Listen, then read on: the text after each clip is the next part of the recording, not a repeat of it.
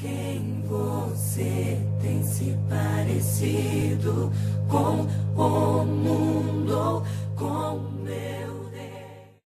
Primeira carta de Paulo aos Coríntios, capítulo 2, versículo 14, 15 e 16.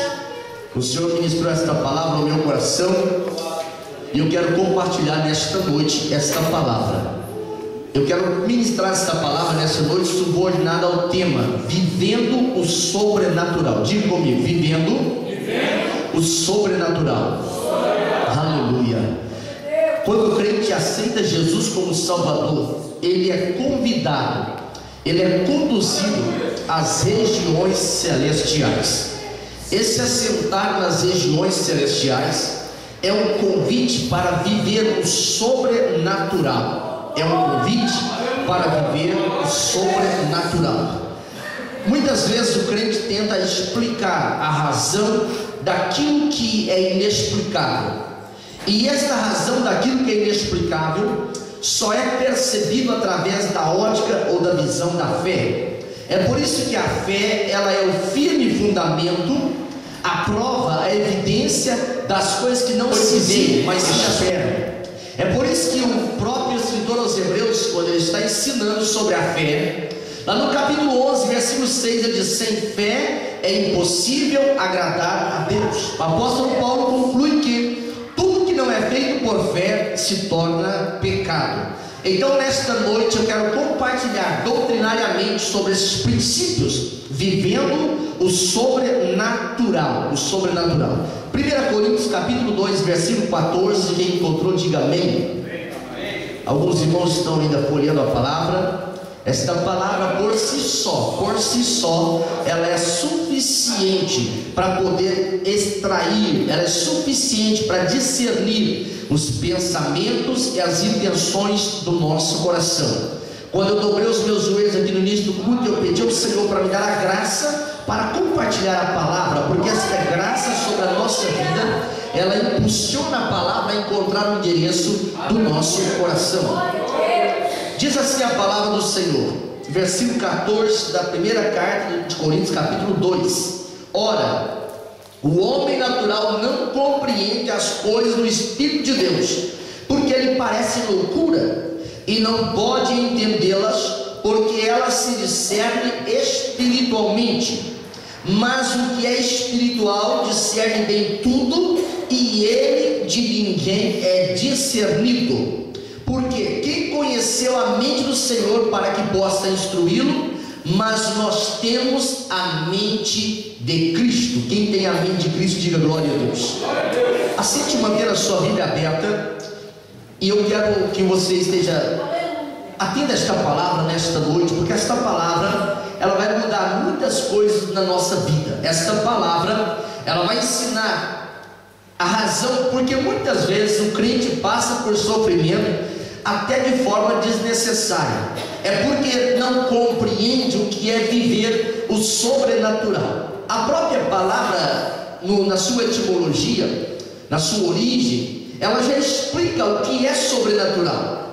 A palavra sobrenatural é aquilo que ultrapassa o natural. A palavra sobrenatural é aquilo que não é atribuído à natureza. Sobrenatural é tudo que é ligado à ação da graça divina, por estar acima da essência e do agir da criatura. Tudo que chega a esse conceito, tudo que se resume a essa definição, a palavra de Deus revela, é algo sobrenatural. Quando nós olhamos para o livro do Êxodo, o segundo livro da Bíblia, lá no capítulo 14, no versículo 21, nós vamos contemplar uma cena sobrenatural. Naquela cena, Moisés agora, em obediência à voz de Deus, no capítulo 14, no versículo 21, ele estende as suas mãos sobre o mar, a sua mão sobre o mar.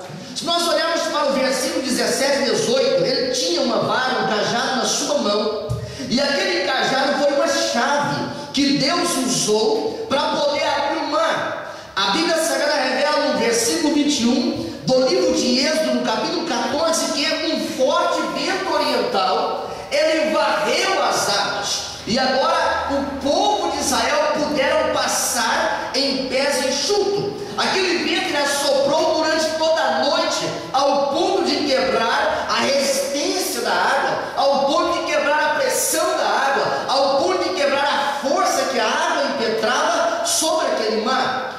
Bíblia Sagrada que o povo agora passa em pé enxuto. Chegamos à conclusão então que estamos diante de um fenômeno sobrenatural, porque quando o povo passa, aquelas águas elas voltaram ao seu curso normal. Quando nós olhamos para o livro de Êxodo, que é repleto de manifestações sobrenatural, no capítulo 34, versículo 28, diz a Bíblia que Moisés, esse mesmo que estendeu as suas mãos, estendeu a vara sobre o mar e o mar se abriu, agora ele está no Monte Sinai, o monte de Deus, e recebe de Deus agora pedras para escrever, ou Deus escreve as pedras, os 10 mandamentos. E o que é sobrenatural, além de Deus escrever sobre as pedras, é que 40 dias e 40 noites Moisés estava vivendo de forma cotidiana, ininterrupta, 40 dias e 40 noites, o sobrenatural de Deus. Isso é ser sobrenatural, isso é algo sobrenatural. Quando eu olho para a Bíblia Sagrada no livro de Êxodo, no capítulo 3, a Bíblia mostra que uma sarça em meio ao deserto que estava atrás do Monte Horebe, aquela sarça, ela estava se queimando, isso era natural naquela região, combustões espontâneas era natural, mas o segredo que chamou a atenção de Moisés é que aquela sarça estava passando por um processo sobrenatural. A sarça ardia, a sarça queimava, mas ela não se consumia. E isso é ser sobrenatural, isso é algo sobrenatural. A Bíblia revela no livro de Deuteronômio,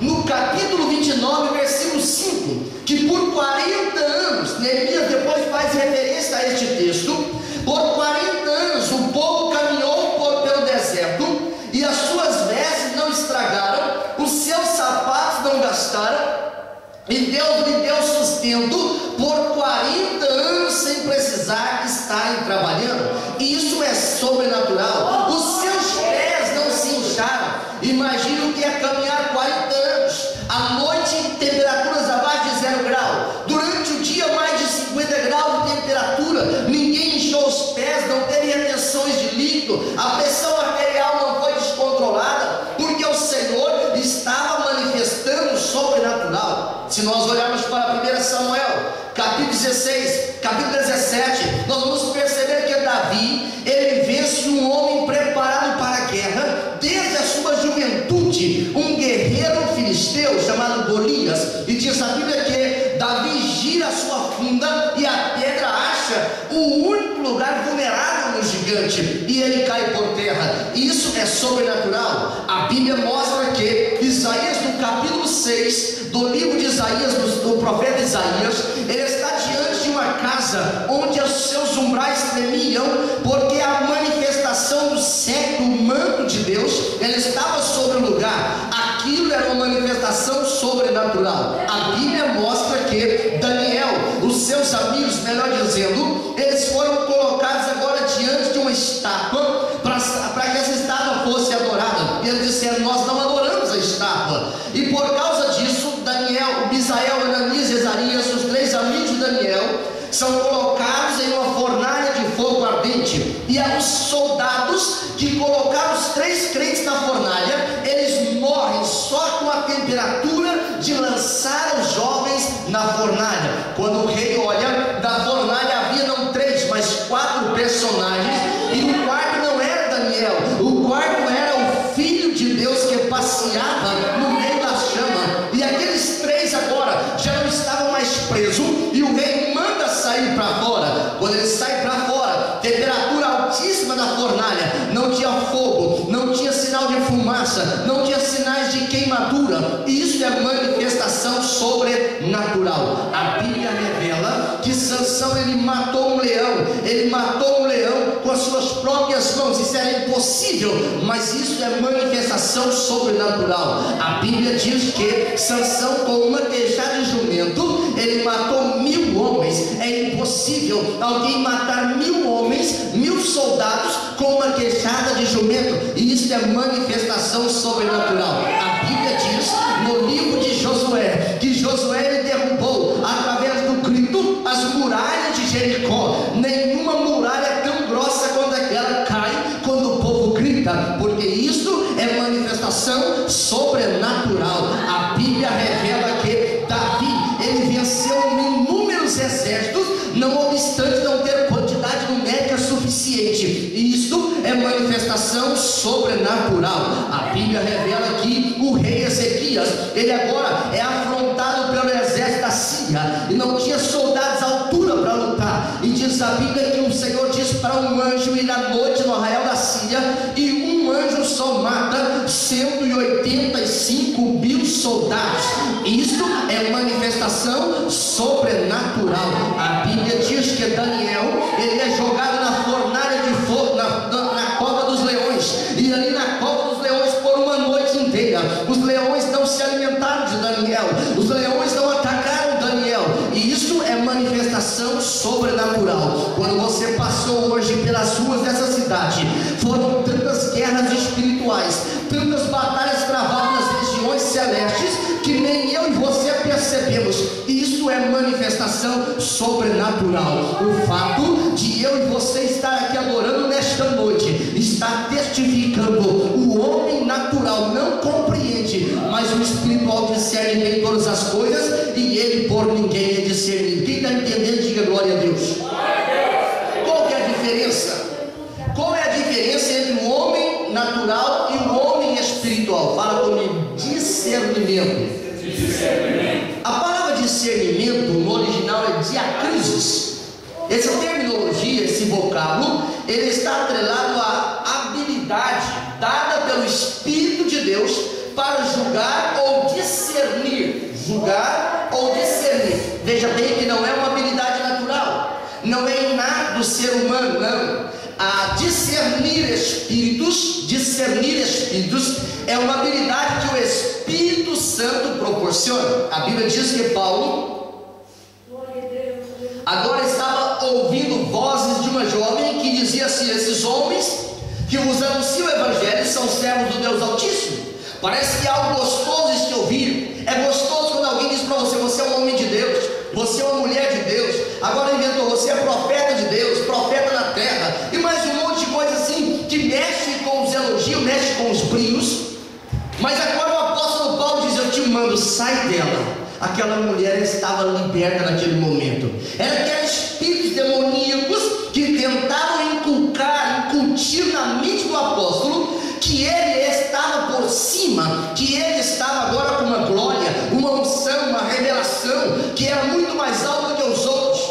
Mas a Bíblia diz que Deus, ele não dá a sua glória para ninguém. A Bíblia diz que Deus, ele manifesta o seu poder na fraqueza. A Bíblia Sagrada revela que as manifestações sobrenaturais de Deus, elas não têm como finalidade antropocêntrica, não é o homem como centro. As manifestações sobrenaturais de Deus são cristocêntricas, Cristo o centro da manifestação. Por isso que o crente espiritual, nesta última hora que a igreja está trilhando os últimos metros aqui na face da terra, ele precisa viver intensamente o sobrenatural, precisa viver intensamente o discernimento de espírito, porque a Bíblia diz, próprio Jesus dizendo, que se possível Satanás enganaria até os escolhidos. Todo avivamento, toda manifestação surpreendente ou extraordinária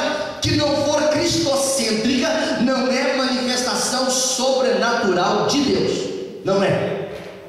A Bíblia diz que Elimas, ele encantava as pessoas. Elimas, ele fazia mágicas, ao ponto das pessoas acharem ele ser um ser celeste, ou ele ser alguém extremamente influente no mundo espiritual, até que o demônio da vida dele foi removido e ele transformou-se em um homem natural que precisava da graça de Deus para se transformar num homem espiritual. É por isso que muitas coisas que o crente faz, pratica e age, o mundo não vai entender, porque o homem natural não compreende as coisas do espírito. Lhe parece loucura, após um dia de trabalho como este, alguém vir para a casa de Deus e passar 2 horas na presença dele, assentado, ouvindo, cantando, glorificando, celebrando. Isso para o homem natural é uma coisa absurda, mas para o homem espiritual, cada dia na casa do Senhor vale por 1000 dias de outra parte. Os próprios porteiros, filhos de Coré, que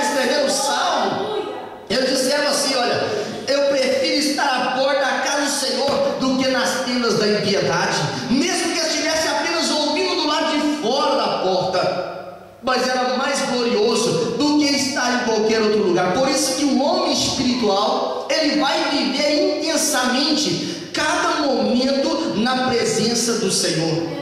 Olhando para a Bíblia Sagrada, quando eu debruçava nesta palavra no dia de hoje, pedindo ao Senhor uma revelação da palavra para compartilhar conosco nesta noite, para compartilhar com os irmãos, e o Senhor me levou a esta palavra, vivendo o sobrenatural. O texto sagrado diz no livro de Jó, no capítulo 1, versículo 1, um homem que nascera para ser revoltado, um homem que ele nasceu em um ambiente que os seus próprios pais estavam vivendo ódio.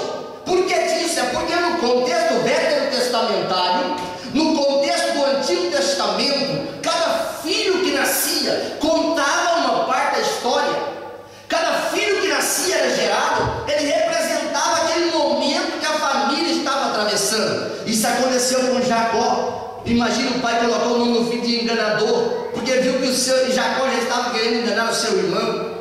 A Bíblia mostra que vários homens da Bíblia, eles tiveram o seu nome atrelado ao acontecimento, e Jó não fugia à regra. O nome Jó quer dizer odiado, alguém que nasceu para poder disseminar o ódio, ou vivendo uma vida de ódio. E Jó nasce da terra de Uz, a terra de Uz, uma terra bem distante, uma terra que está na divisa, na fronteira do que hoje é o Iraque e a Arábia Saudita. E naquela terra não tinha ainda a palavra do Senhor revelada, escrita, não tinha 10 mandamentos, não tinha ordens do levirato, não tinha nenhuma ordem da palavra do Senhor, mas lá existia um homem, e este homem decidiu viver o sobrenatural de Deus. A Bíblia diz que esse homem era justo. Justiça é característica de quem vive o sobrenatural. A Bíblia diz que esse homem era íntegro. Integridade é característica de quem vive o sobrenatural. A Bíblia diz que ele se desviava, fala comigo, ele se desviava do mal, porque ele temia a Deus. Como pode alguém nessa situação, em uma terra dominada por idolatria, ele começa a temer a Deus? E quando ele começa a temer a Deus, o próprio Deus, um dia que Satanás se apresenta diante de Deus, Deus pergunta para Satanás: de onde que você está vindo? Ele diz: eu venho de passear na terra. Satanás estava dizendo para Deus: o Senhor sabe que eu não sou onipotente, o Senhor sabe que eu não sou onipresente, o Senhor sabe que eu não sou onisciente, eu tenho que me deslocar. E Deus fala para Satanás: nesse seu passeio, você viu lá o meu servo Jó? O meu servo Jó, ele é justo, ele é íntegro, ele é temente a mim, e ele se desvia do mal. Só que Satanás não consegue compreender um homem sair do mundo natural e viver o sobrenatural. Isso para o diabo é demais para a cabeça dele. E Jó saía do mundo natural e ia para o espiritual. Por isso que eu disse aquilo que Paulo fala na primeira carta aos Coríntios, na segunda carta me refiro, o capítulo 2, versículo 15. O homem espiritual discerne todas as coisas, mas por ninguém ele é discernido. Quando eu olho para esta palavra, Deus estava dizendo assim para Satanás: viu lá o meu servo Jó? Ele é justo, ele é reto, ele é temente a mim, e ele se desvia do mal. O próprio livro de Jó, quando seus amigos estão testificando, no capítulo 34, versículo 3, ele fala assim: porque o ouvido, fala comigo, porque o ouvido prova as palavras, como o paladar prova a comida. Satanás, ele olhou assim para Deus e disse: olha, mas Jó teme a Deus gratuitamente. O Senhor o cercou de bens, o Senhor o cercou de dinheiro, o Senhor o cercou de alegria. Ele não tem problemas, porque Satanás, ele não consegue compreender que um homem aqui, um homem falível, um homem fraco, ele consegue, escondido na sombra do Altíssimo, ele consegue entrar no sobrenatural. E agora Deus disse para Satanás: você pode tocar nele, você pode tocar nos bens dele primeiro, você pode tocar nos bens dele, mas você não pode tocar na vida dele. Satanás desceu cantando vitória, porque quando Satanás vê um homem sobrenatural, uma mulher sobrenatural, dizia: Senhor, ajuda-me a passar por esta luta. Senhor, ajuda-me a passar nessa tribulação. Senhor, me dá vitória. Senhor, me sustenta. Satanás já começa a cantar vitória, porque ele imagina que você vai sucumbir no meio da luta. Mas se você é espiritual, você vai dizer: Senhor, eu não tenho força, mas tu és forte. Eu não tenho a graça suficiente para vencer, mas a tua graça é abundante. Eu não tenho a liberdade para poder fazer, mas tu tens, Senhor. Por isso eu me rendo na tua presença. Sujeitai-vos a Deus, resistir o diabo e ele fugirá de vós.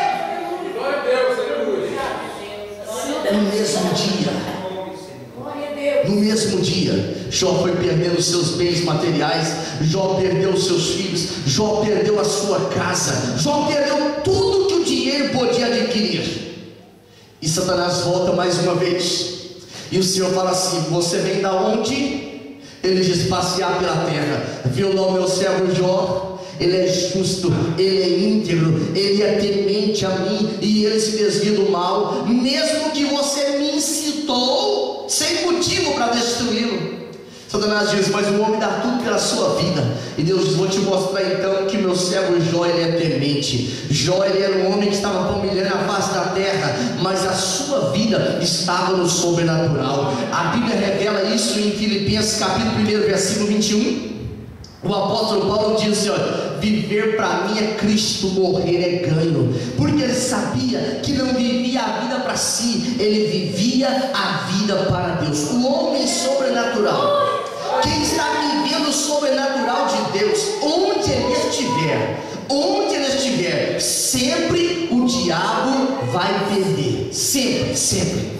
Quando Paulo fala aos irmãos da Galácia, na carta aos Gálatas, olha para mim esta noite, no capítulo 2, versículo 20, ele diz: vivo não eu, mas Cristo vive em mim. E este viver que eu agora vivo, essa mudança, eu vivo no Filho de Deus. A Bíblia diz que esse homem por nome de Jó, ele tem a má sorte, vou usar essa expressão forçando aqui um pouco, de estar enfermo. A sua pele começou a estourar feridas. Ele começou a sentir uma lepra da cabeça aos pés, ao ponto do odor da sua boca ser insuportável à sua mulher. E é tremendo que ninguém que vive junto com um homem espiritual compreende o que é o espiritual. É preciso ter uma experiência particular com o espiritual.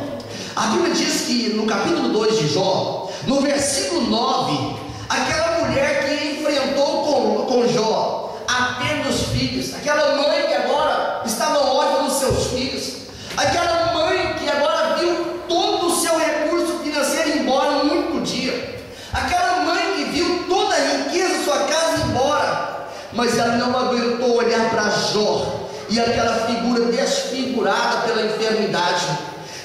Para ela era demais. Ela enfrentou luta nos primeiros momentos, luta que talvez a maioria de nós não abraçaria, não enfrentaria, retrocederia, não retrocedeu. Mas é que quando ela olhou para Jó, ela olhou para o seu esposo, a condição física dele era tão deplorável que fez ela perder a esperança.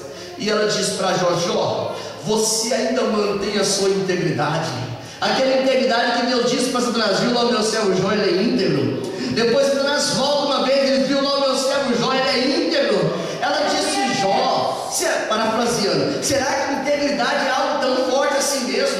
Será que integridade é algo que vale a pena em um mundo em que parece que aquilo que é errado que prevalece, aquilo que é impuro que prevalece, o que é injusto que prevalece? E Jó disse: vale a pena, porque Deus nos deu o bem e pode nos dar o mal também. Diz a Bíblia no versículo 10 do capítulo 2 que em nada disso Jó atribuiu a Deus culpa alguma, porque ele era um homem que vivia intensamente o sobrenatural.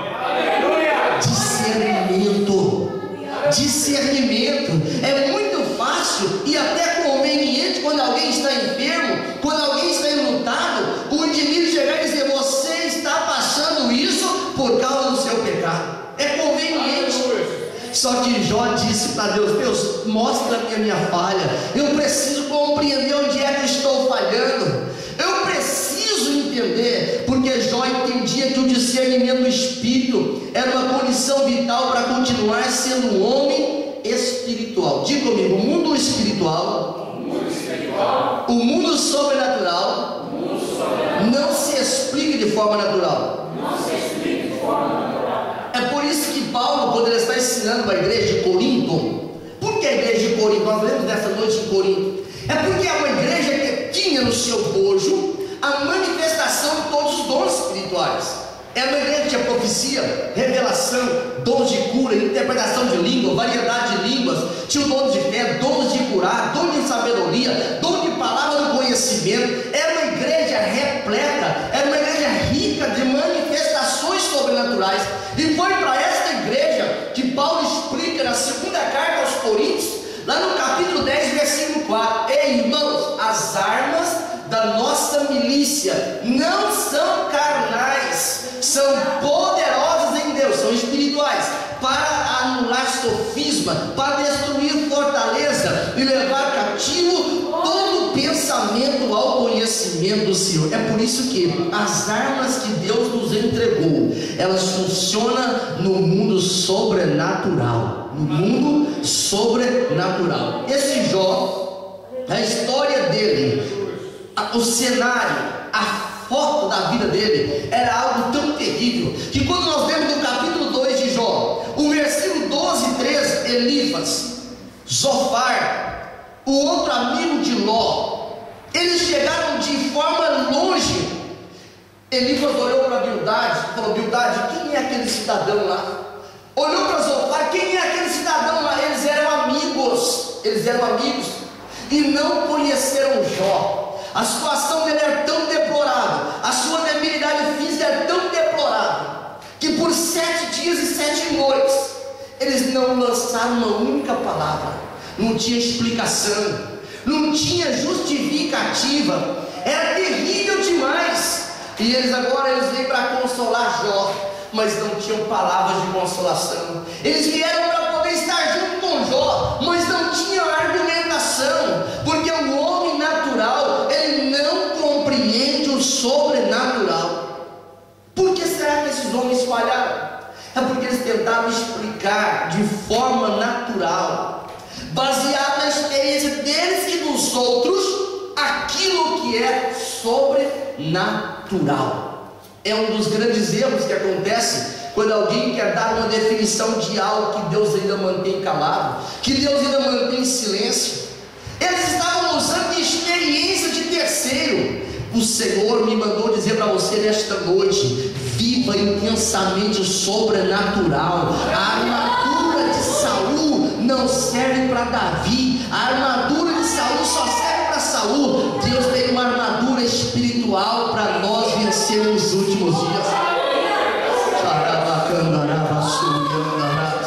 As experiências que Deus quer nos levar no mundo sobrenatural são experiências que o homem natural jamais vai saber, jamais vai ter, jamais vai sentir, porque Satanás nem compreendeu. Ele pensava que a motivação de Jó é porque Deus tinha dado para Jó dinheiro, Deus tinha dado para Jó filhos, Deus tinha dado para Jó família, mas a motivação de Jó, fala comigo, ela é sobrenatural. Eu quero falar sobre 2 aspectos de viver intensamente o sobrenatural. Em primeiro lugar, Satanás não pode nos tocar sem permissão divina. Fala comigo, Satanás não pode nos tocar sem permissão divina. Agora eu vou falar uma coisa que você de repente pode ficar meio preocupado. Ele não pode nos tocar se nós não dermos legalidade ou legitimidade. Como é que funciona isso? Vou explicar a primeira parte. Isso é conceitos sobrenaturais. Conceitos é diferente de ideias. Conceitos são um conjunto de regras. Conceitos é aquilo que pode ser provado. Conceito é aquilo que pode ser evidenciado. Quando Jesus está próximo a ir para a cruz, lá no capítulo 22 de Lucas, no versículo 31 e no versículo 32, Satanás pediu para peneirar com Pedro. Sabe por que Jó passou por esta prova de perder tudo, de perder inclusive a sua saúde, porque Deus permitiu. Não é que Deus tem prazer de ver o crente sofrer, é que Deus ia utilizar aquela experiência como utilizou para levar Jó a viver intensamente o sobrenatural.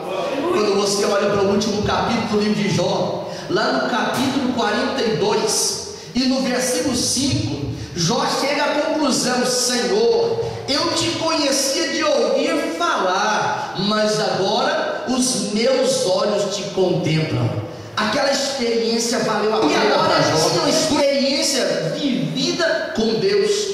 Deus quer levar a igreja do Senhor, esta igreja, a viver uma experiência sobrenatural.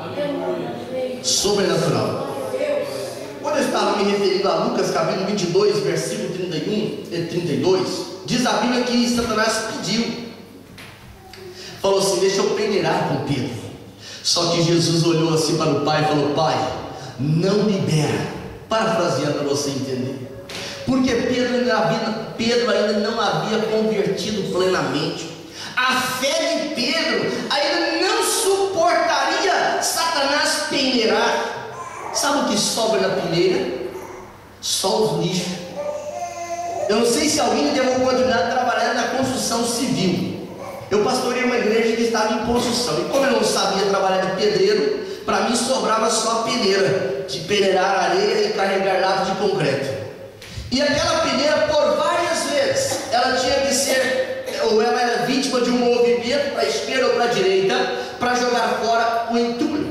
O que Satanás estava propondo para Deus, dizendo assim: deixa eu esquadrinhar a vida de Pedro, vai sair um monte de imundícias prejudiciais. E o Senhor disse: eu não permiti, Pedro, eu roguei ao Pai por ti, para que a sua fé, quando você se converter, era um futuro presente, um futuro próximo, você vai consolar, você vai edificar, você vai ajudar os seus irmãos. Por que o Senhor fez isso? É porque Deus sabe o limite que nós podemos ser provados. Deus não permite uma prova, Deus não permite uma prova que eu e você não possa suportar.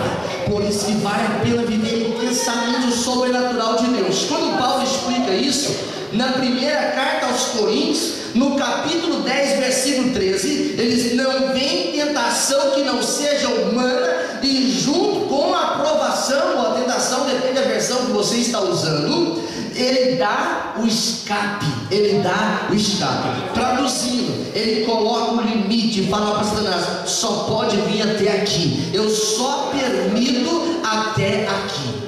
É por isso que o homem sobrenatural, o homem espiritual, ele vai viver uma dimensão de vida com Deus que ele não consegue mais viver na prática do pecado.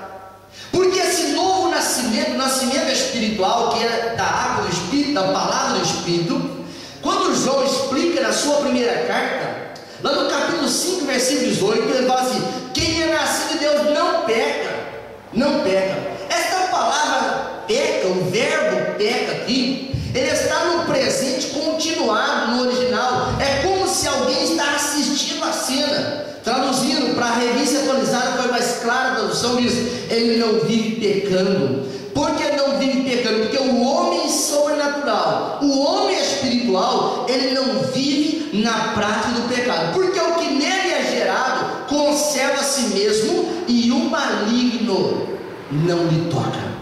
Quem não vive na prática do pecado, estou me referindo ao homem espiritual, o maligno não tem permissão para lhe tocar. Fala comigo assim: se eu permanecer em santidade diante de Deus, o maligno não vai me tocar, porque Deus não vai deixar.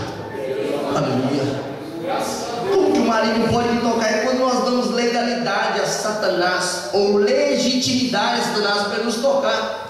Quando o Senhor percebeu, no capítulo 4 do livro de Gênesis, no versículo 7, que Caim já tinha a predisposição de matar o seu irmão, porque a sua oferta não for aceita, Caim queria oferecer uma oferta sobrenatural, vivendo de forma natural. Não tem jeito, numa mesma fonte sair água doce e água amarga. Eu não posso oferecer adoração sobrenatural se eu vivo de forma natural. Eu não posso pregar de forma sobrenatural se a minha vida diária é uma vida natural. Deus quer nos levar a viver intensamente o sobrenatural. Hoje Deus deu um livramento para nossa filha. Ela ia ser assaltada na porta do prédio onde nós moramos. Deus deu um livramento tão tremendo. E aí a polícia foi acionada pelo vizinho lá, e eles não tocaram nela. E eu vi o indivíduo, que eu vi a cara deles de longe, eu reconheci na esquadra, e o polícia disse: olha, eu vou lá dar uma prensa nele, mas eu não posso prendê-lo. Ele nem tocou nela. Se ele tivesse também segurado na blusa dela, já dava direito de eu prendê-lo. Por que ele não podia? É porque Deus livrou a minha filha. Deus livrou a minha filha. E o fato de não tocar nela não dava legitimidade da autoridade policial deter aquele cidadão. Percebe? O assalto foi evitado, o Senhor protegeu, mas a legitimidade tinha que tocar nela. Satanás, a Bíblia fala na primeira carta de Pedro, lida isso nesta noite. Versículo de número 8 da primeira carta, capítulo 5, versículo 8 de 1 Pedro, que o diabo anda ao nosso derredor, bramando como um leão, procurando alguém que possa tragar. O que ele está esperando? Legitimidade para poder atacar. É por isso que Jesus disse: sede sóbrio, sede vigilante, não abaixa a guarda, não abre a guarda, porque senão Satanás ele acha brecha, ele acha espaço. Sabe por que o crente murmurador ele está sofrendo na mão de Satanás? É porque ele deu concessão, ele deu legitimidade. E Lucas, no capítulo 22, versículo de número 3, a Bíblia diz que um dos discípulos de Jesus, chamado Judas, comia com Jesus, andava com Jesus, via os milagres de Jesus, mas a avareza foi a porta que Satanás entrou em Judas. Satanás entrou pela avareza. São portas que Satanás lança, tenta construir para ter liberdade e agir dentro de nós. Mas quem quer viver o sobrenatural de Deus vai dizer assim: eu preciso ser cheio do Espírito Santo de Deus. No capítulo 26 de Mateus, o versículo 15 e 16, diz a Bíblia que Judas, ele participou da ceia quando já tinha recebido o ordenado para trair Jesus. Ele já tinha legitimado a Satanás o poder sobre a sua própria vida. Quem matou Judas foi o próprio diabo, foi o próprio Satanás, porque ele deu legitimidade. Pastor, não tinha que morrer alguém? Tinha que morrer alguém para cumprir a profecia, mas não necessariamente Judas. Não necessariamente Judas. Judas não nasceu para perder, foi uma escolha, ele deu legitimidade, ele vendeu o mestre, ele vendeu a sua salvação, ele trocou a eternidade por coisas efêmeras. Vou falar de vida financeira.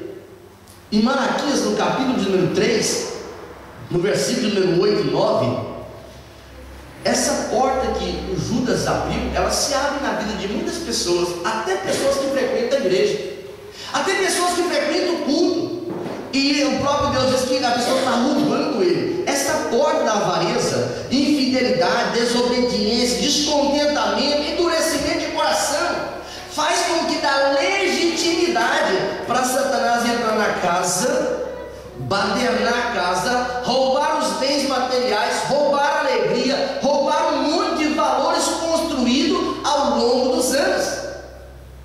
Por que disso? Não é que Deus não tinha poder de livrar, ou não tem poder de livrar, é porque o indivíduo legitimou Satanás ir lá e roubar, e ele não perde a oportunidade.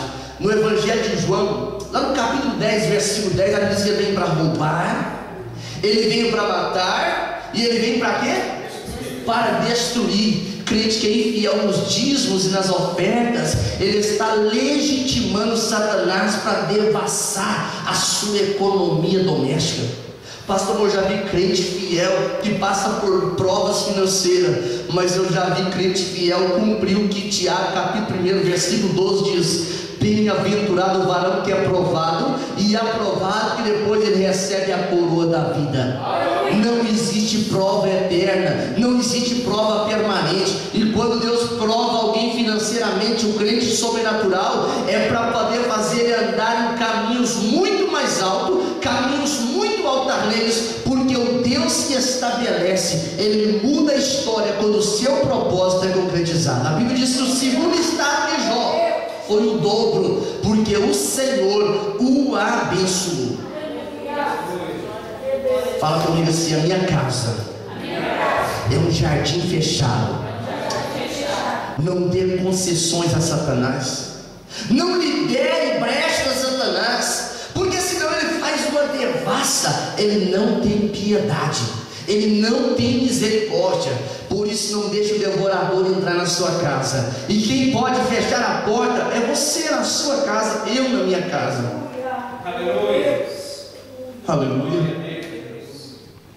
A igreja primitiva, ela aprendeu de forma muito dura esses princípios. Se nós olharmos para Atos capítulo 5, Atos dos Apóstolos capítulo 5, tinha um casal na igreja que queria tanto ser reconhecido, queria uma glória vana, glória humana, glória antropocêntrica, eles do centro.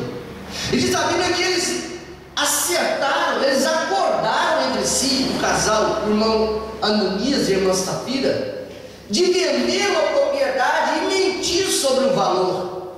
A propriedade era deles, Deus não impediu aquela propriedade, Deus não ordenou que eles dessem aquilo, mas eles disseram assim: vamos dar uma mentirada, uma mentirinha santa, ninguém sabe, é só nós dois aqui, e nós vamos criar uma boa impressão. Para quem vê os céus e a terra a olho nu, para quem vê o passado, o presente e o futuro, eu não tenho que preocupar com causar boa impressão, porque o Senhor conhece a motivação do nosso coração. Como resultado disso, Satanás teve legitimidade para poder fazer um estrago na vida dele. Os dois morreram dentro da casa do Senhor. Eu não estou falando do período do Velho Testamento, não. Tempo da graça, tempo de hoje, os nossos dias, o tempo que Jesus já havia ressuscitado e tinha voltado para o céu. É preciso, fala comigo, é preciso sair da rotina natural e vivemos intensamente o sobrenatural.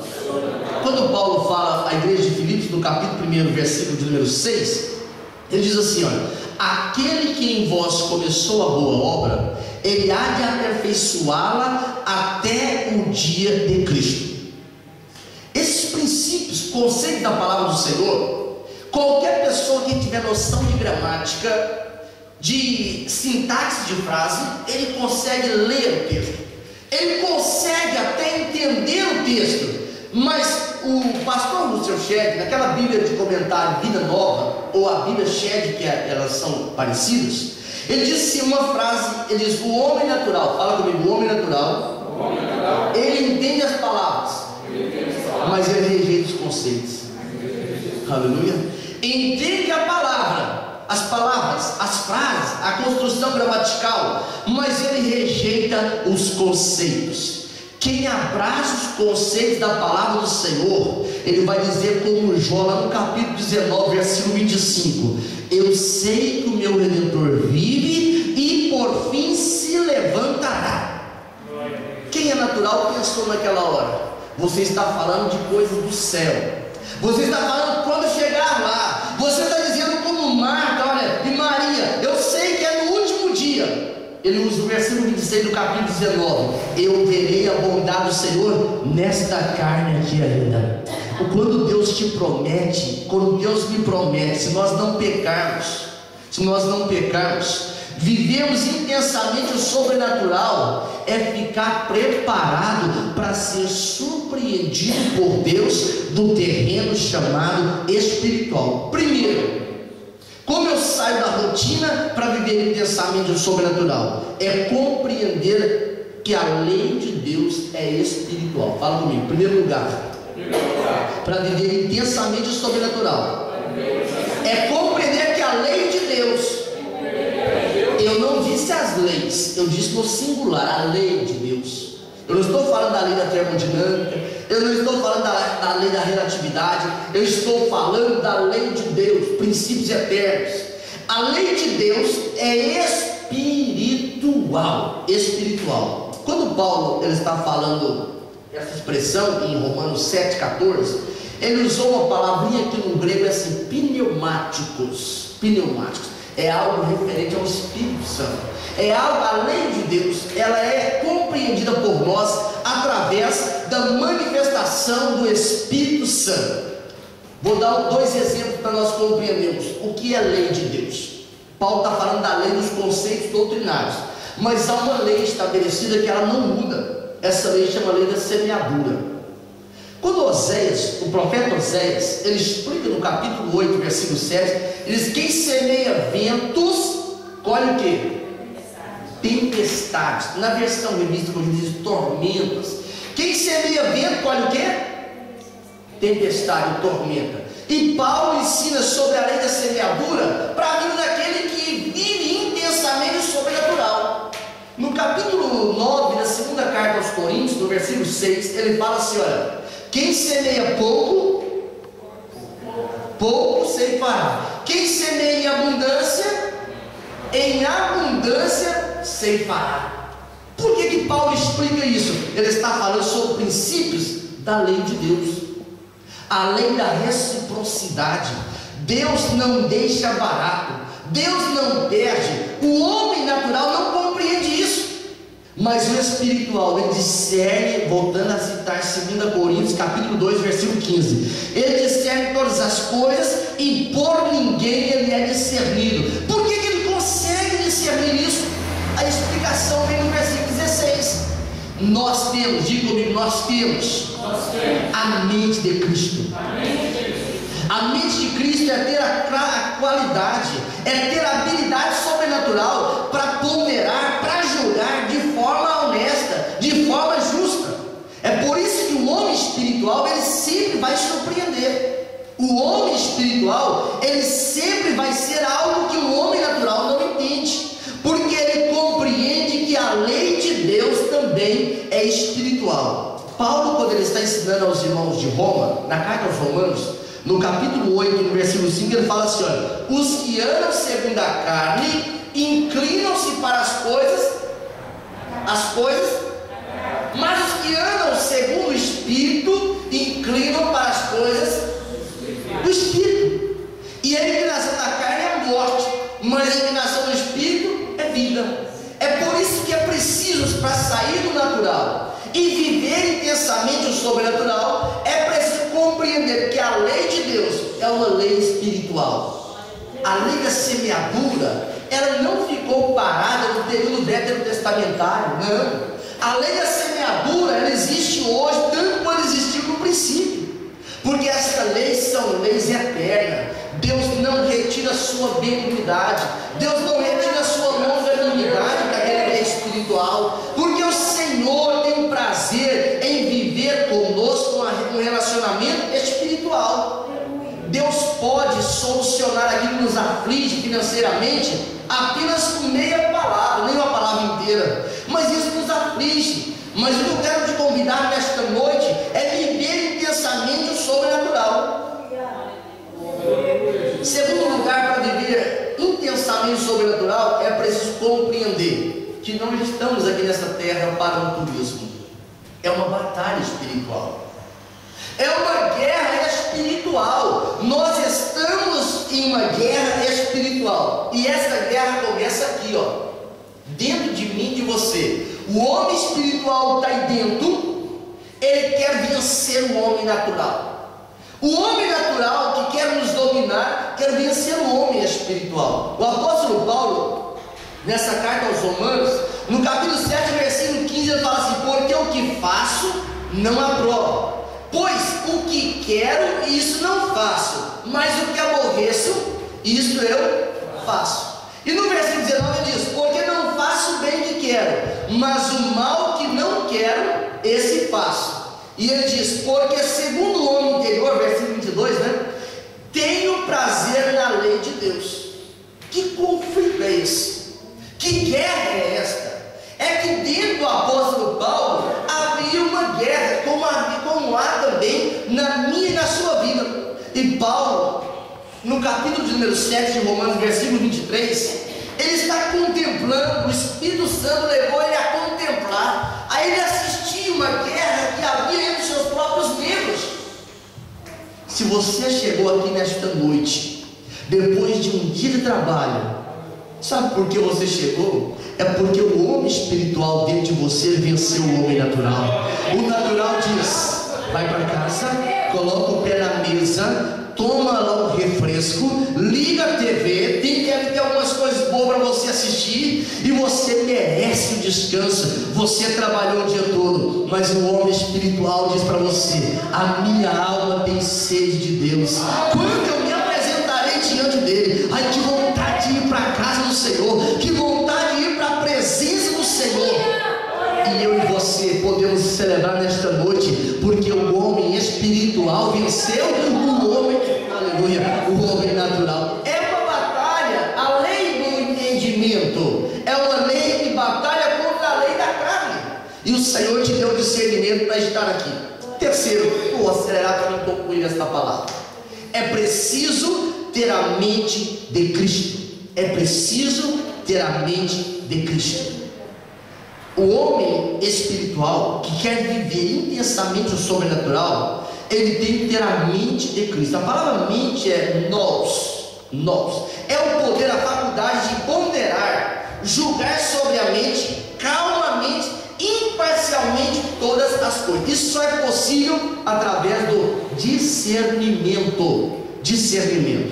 Paulo teve discernimento para expulsar o demônio daquela jovem. A Bíblia fala que Salomão teve discernimento para resolver o problema de duas mulheres. A Bíblia Sagrada fala de vários homens como Eliseu, que teve discernimento, porque a mente deles não era uma mente natural, não era uma mente alimentada com coisas naturais. Se eu alimentar a minha mente de pornografia, eu vou praticar pornografia. Se eu alimentar a minha mente de murmuração, eu vou ser um murmurador potencial. Se eu alimentar a minha mente de incredulidade, eu vou ser um incrédulo e um ingrato na minha vida espiritual. Mas quando eu me alimento da palavra do Senhor, quando eu me alimento do Espírito do Senhor, e Judas, lá no seu livro, no versículo 20, ele diz que ela é edificada, é gerada por meio de uma fé santíssima, que nos leva a orar em espírito. Por que para ter a mente de Cristo eu preciso de fé? João explica, na primeira carta, no capítulo 5, no versículo 4, a parte dele explica: e esta, diga comigo, e esta é a vitória que vence o mundo, a nossa fé. Pastor, mas eu não estou com muita vontade de ter a mente de Cristo, é muito inteligente. Quem não tem a mente de Cristo não é dele. Paulo, quando ele fala na carta aos Romanos, capítulo 8, versículo 9, a parte deles: quem não tem o Espírito de Cristo, esse tal não é dele. Não tem como eu viver uma vida sobrenatural divorciado do Espírito Santo de Deus. Não tem como. E a Bíblia fala em 1 Coríntios 6,19 que nós somos templo, santuário, morada do Espírito Santo de Deus. Esta morada do Espírito Santo na nossa vida é que faz a diferença, porque é preciso, quarto e último para mim concluir, para viver intensamente sobrenatural, é preciso ser cheio do Espírito Santo de Deus. Eu quero perguntar nessa noite: quem ainda não é batizado com o Espírito Santo? Levanta a mão.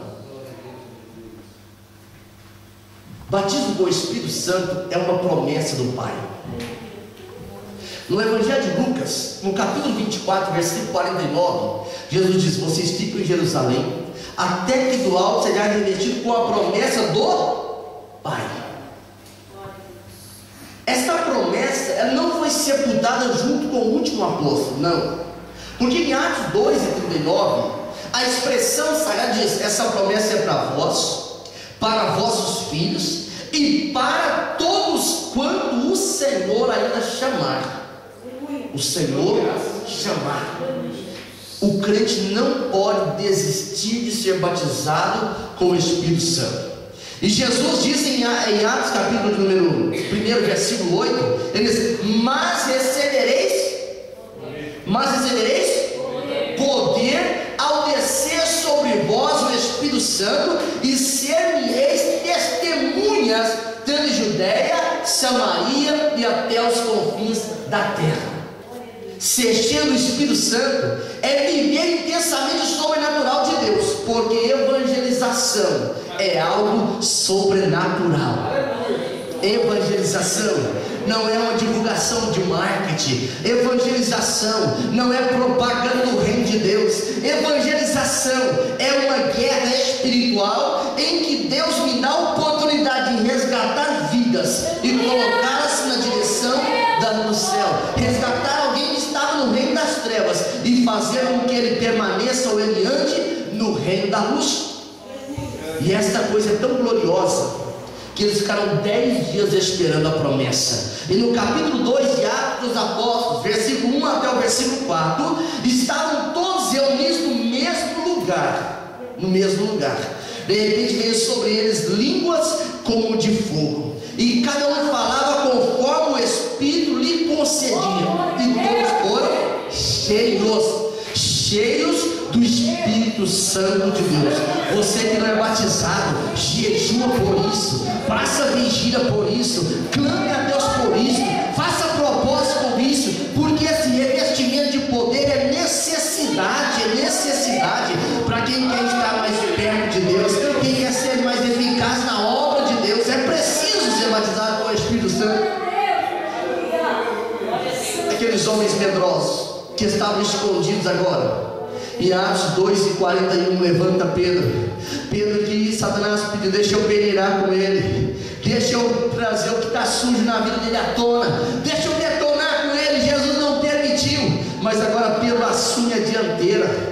Pedro agora se posiciona. Ele não era mais um Pedro que retrocedia, ele não era mais um Pedro estável, ele agora era cheio do Espírito Santo. A mudança agora era visível, e ele se levantou, ele enfrentou a multidão, e quase 3 mil pessoas se renderam diante do Senhor, confessando seus pecados e recebendo Jesus como Salvador. Por que Satanás não pediu naquela hora para se levantar com Pedro? Por que Satanás agora não foi diante do Senhor? É porque Pedro agora estava cheio do Espírito Santo de Deus. As brechas estavam fechadas.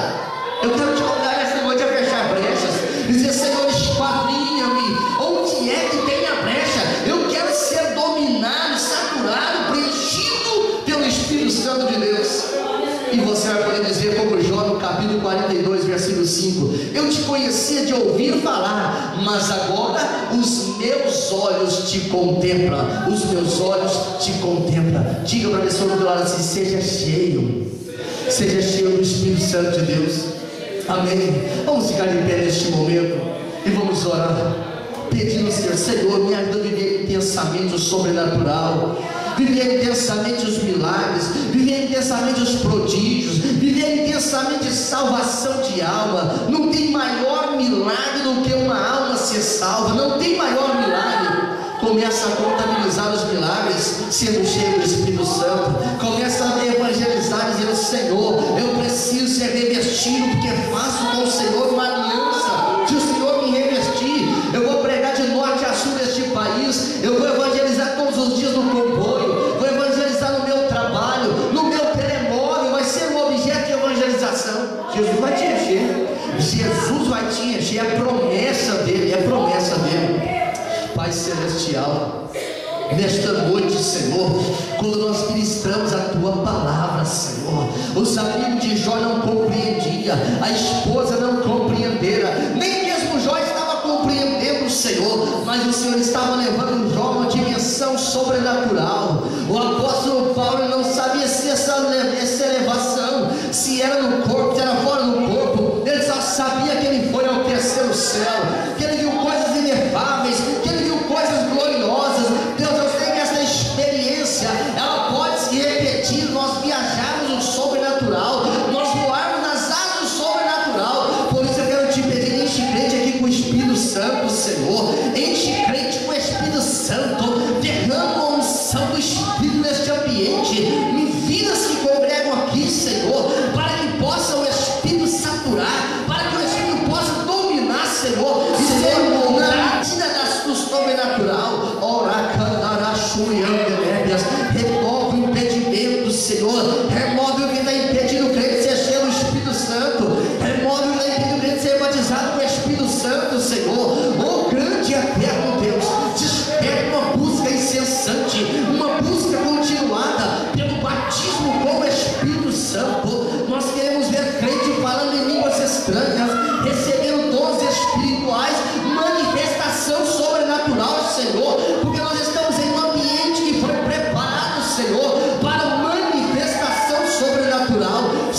vai removendo o pecado que possa estar impedindo, vai removendo a incredulidade que possa estar impedindo, vai removendo dúvidas, Senhor, e de uma fé gigantesca, uma fé santíssima, como Judas ensinou, possa edificar, Senhor, crente neste lugar. Nós oramos em nome de Jesus.